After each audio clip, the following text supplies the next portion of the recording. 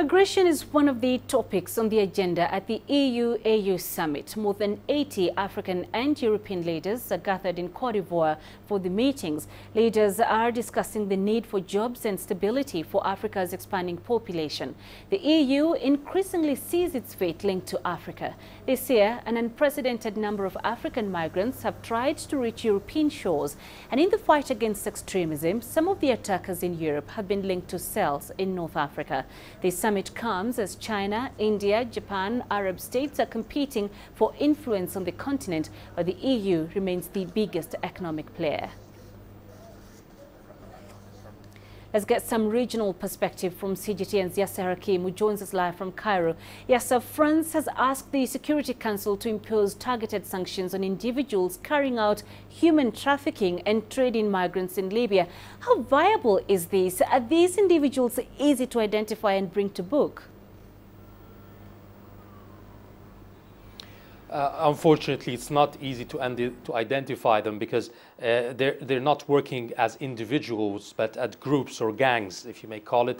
It's a chain of links that, for example, the first one is the one who attracts those victims from their villages, from their hometowns in the country, and then they are moved to another one who takes them from one city to another, and then to a third until they reach the sea, for example, and then from there they are taken by boat through a 10th person. So it's a long link, and even if one of them is caught, in many cases in Egypt, the first one is caught because he's the one where the village is for the people who were dead or found dead, or even who survived any of these ordeals. They go back to the origin, but he cannot lead them to the rest of the chain. The links cut off somewhere, and this makes it very hard for them. Also, these groups and gangs are very well funded. They have a huge income, obviously, from the money they take because of this human trafficking or illegal migration. So they are well equipped with the latest technological and communications equipment, and they are not easy to identify.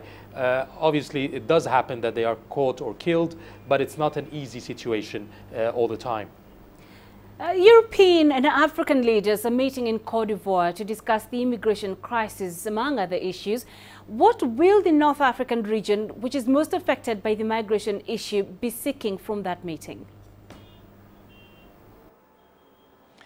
Well, two very important points that North Africa is trying to work on, and I guess also with the rest of the continent. First of all, how to counter terrorism using the security and intelligence cooperation and information services from the countries of these different regions, working together, coordinating together, providing each other with the tech, with the sources to try to locate and identify these traffickers.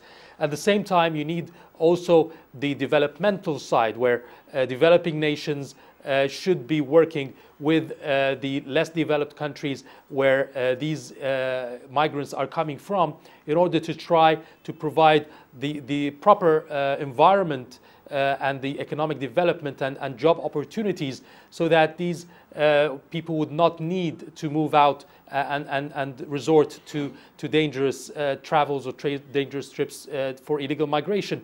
And if you talk about the security side, also you have to remember that the human traffickers do not only work in trafficking, they work in drugs and with terrorists as well, weapons smuggling. So it's a whole web of crime that they resort to, and therefore the coordination by North African countries is on a security side, trying to attack these groups, trying to locate them, using coordinating activities with the neighbors and with the continent, and as well working with the European countries and the more developed nations to try to improve the living conditions in these countries, and therefore try to eradicate the whole root of the reason for the illegal migration. All right. Yes, Hakim in Cairo, thank you.